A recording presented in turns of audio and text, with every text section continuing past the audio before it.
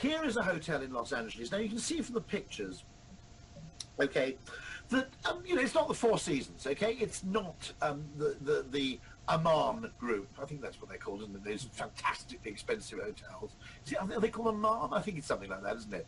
That's the Aman group, yeah. Okay, you know, it's a slightly dated building. It's slightly old-fashioned. The swimming pool's pretty tiny. The pool furniture's nothing to write home about. You don't have those weird square umbrellas, which mark the place out as a sophisticated place. Mm-hmm. Okay, now, this is just a simple media-free way of transforming a business through a focus on psychological value. And it's something which many people in advertising would have heard of. It's called Carnot theory. It's the only thing I'm going to talk about now because I've given you my hour.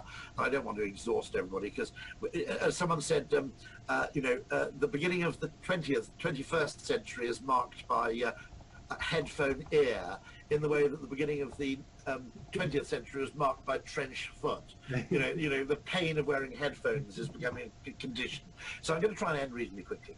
Now, what you'll see from this slide, if you've got it up big, is first of all, it's getting 222. That's probably $250 a night, maybe 249. I'm guessing. Okay, that's quite a lot of money, you know, off season. What's really weird about it is that if you look at the top, the TripAdvisor rating from 3,464 reviews, it's number 6 of 380 hotels in Los Angeles. Now here I think what they're focusing on is not what gets people to come to the hotel, but what gets people to come back. Okay, so I'll click on to the next slide, and what you'll see. Now, just to be clear, the hotel is not crap. Do not tell this story as if it's a shit hotel, but they do these things right. No, no, no. As you can clearly see, the hotel is immaculately clean. You know, the beds are nicely made. You know, the air conditioning unit is, you know, reasonably shiny. You know, and the building is slightly weird, but there's nothing run down about it. This is not the Bates Motel, okay? It's nicely done. But nonetheless, it's number 6. There's pretty hot competition for Los Angeles hotels, I think we can reasonably infer, and this gets in at number 6. And there you see the swimming pool, again, not very big. Now, somewhere on this photograph is a tiny clue to one of the few things it does which seems to make it number 6 in Los Angeles hotels, as well as being competent, clean, hygienic. I'm sure the service is very friendly. And it's that. I'm going to thank Richard Shotton, the author of The Choice Factory, for telling me this story, because I'd never heard of it before. In the main photograph, there's a popsicle hotline. And if you call up the popsicle hotline while you're out waiting for a thing, someone comes along with an immense tray covered with frozen ice lollies, as Brits call them. We don't really use popsicle, except as a term of endearment for, you know, partners, and then only rarely. And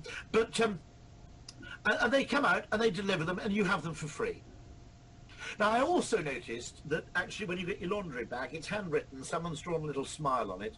It's wrapped in brown paper and knotted with string, which is really rather lovely in all sorts of ways. And they put a sprig of lavender on it, which I've stayed in blinged up, you know, hotels all over the world. I've never had the sprig of lavender. I think somewhere in Malaysia I had something similar where they put a flower on top. But lavender's particularly nice to go with laundry. And my hunch is they get 5 or 6 of those things right. The people are probably bastard friendly, and there they are, number 6 of the hotels in LA. Okay, now I'll just briefly take you through the Carnot theory, and then I'll probably come to an end and give time to answer questions and do exciting things like this. This is Carnot theory, and it shows how the objective qualities of a product or service do not correlate with customer satisfaction in a linear way.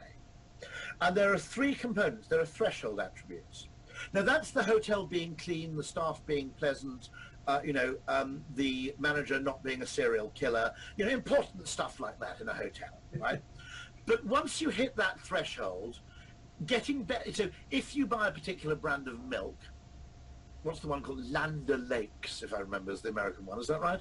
But if you buy a particular brand of milk, and twice when you buy that brand of milk, twice in 3 purchases, the carton springs a leak, you're not going to buy that brand again, okay? So the absence of a threshold function is absolutely dire, but its presence doesn't create much excitement.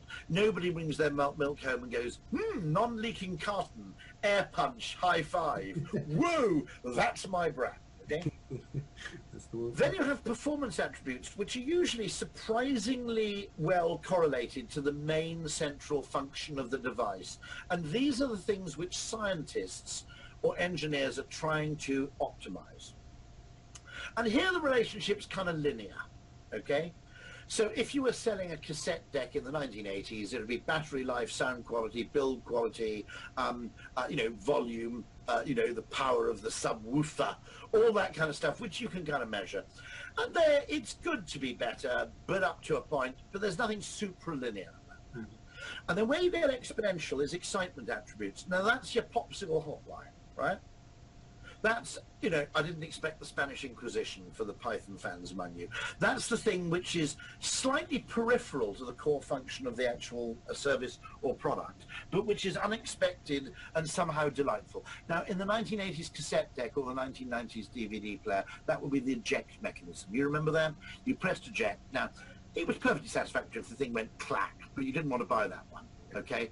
That was rubbish. Whereas if the eject mechanism gave rise to a kind of damped hydraulic mechanism with a hiss and a whir, a bit like a door opening on the Starship Enterprise, then you thought that was a brilliant cassette deck.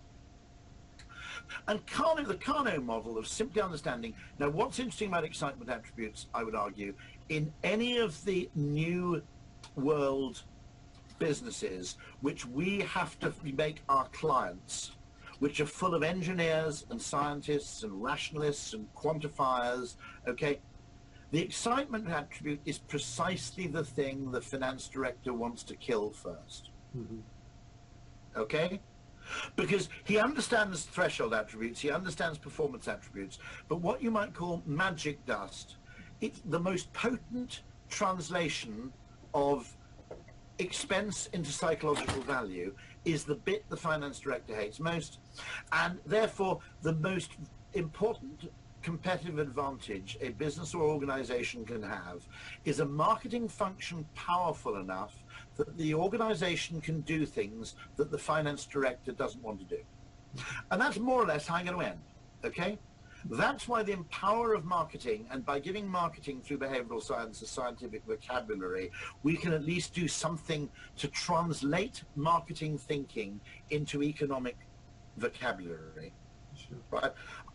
I talk to behavioral scientists who work in the Valley and Silicon Valley, and they say they're principally employed by the marketing director to go and talk to coders to explain marketing in terms of evolutionary psychology or behavioral science that the coder actually understands or respects. Yeah. If we don't do this, and this is my final little